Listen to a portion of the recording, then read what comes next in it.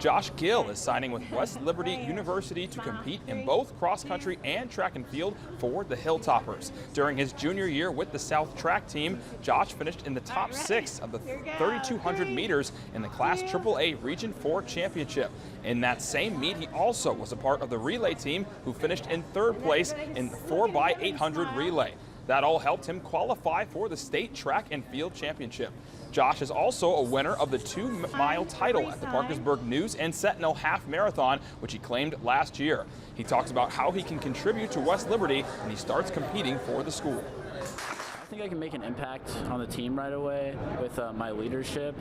I think I can bring a good energy to the program that not a lot of people can. I know that I definitely will improve fast, and I'll definitely get a lot better than I am currently. So I think that eventually I'll be able to take over that leadership role while I'm there.